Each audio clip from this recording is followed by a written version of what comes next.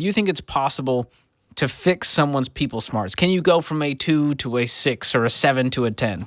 Yeah, so there was one time I was sitting around, probably 2 years ago, I was sitting around with a group of leaders and we were having this conversation. We were saying, hey, we've got this team member.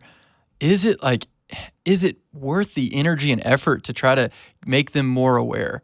And obviously the answer is yes. But like as leaders, we were sitting around just frustrated of like, is it really possible? You know, Patrick Lencioni has the framework of the ideal team player. He talks about team members. The ideal team player is humble, they're hungry, and they're people smart. And, you know, hunger, you can give someone a kick in the pants and get them going. Humility, like you can humble someone. But man, can you really wake people up to the awareness factor, to the emotional intelligence of what's going on around them? And so I really struggled with this question. I thought about it a lot. And I'm a huge optimist. And I was like, man, I believe the answer is yes, but I don't know how. And so I kind of went on a journey over the course of some time that really first started with me trying to figure out how I can help my team. And I ended up learning a lot more about myself than I intended and realized that I actually can improve my own people smarts through what we're going to talk about today.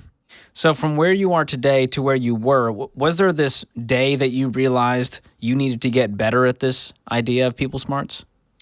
Yeah, for sure.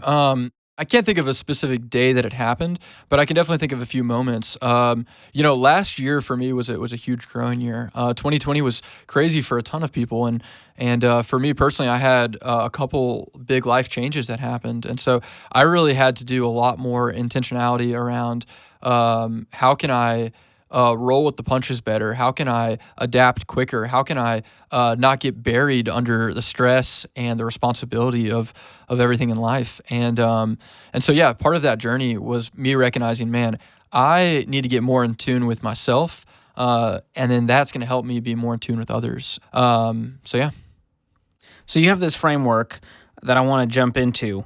It's 3 steps that you've laid out. They're going to help all of the leaders listening get better at this idea of emotional intelligence. Mm-hmm. Yeah. So, I mean, before we jump in, I have to give a warning to the audience, right? Like, I want to say what we're talking about is incredibly important and good, and in the wrong hands, you could use it for evil. Using some of these things, there's a fine line between manipulation and influence. And I would say the difference between those two is intent. Your intent as a leader, your intent as a friend, your intent as a spouse, is going to be everything in how you relate to other people, how you actually, if you have their best intent in heart and you're really trying to do what's best for them, then that is influence, right? But if you're actually just trying to get your way or trying to get your team to get in line with your ideas, that's manipulation. And so we're going to talk about, reading people's body language. We're going to talk about being able to take action and how to steer your team in a direction, but it should be for the intent of the betterment of the organization, the betterment of the team, and good for everyone. And so definitely have to put that caveat, that warning to say, don't use what we're talking about today for evil.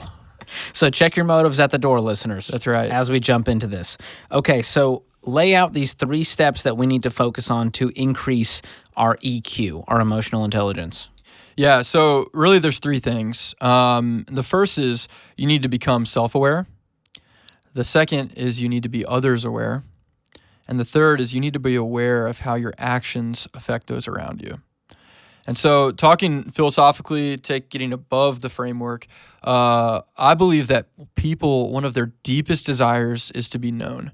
And so we as humans, we desire to be known, and not only just known, but known and loved for who we really are. And so, we grow up in a world where we often aren't, loved for who we are, and we create these defenses. We have these defense mechanisms where we guard ourselves from various things, and we put up a front. We wear a mask, if you will, to people around us. We show them what we think that they want to see of us. And so a really big part of this in being self-aware and being others aware is how can you get around those defenses? How can you get around the own defenses you've put around yourself, and how can you get around the defenses of the people you love for the sake of bettering them?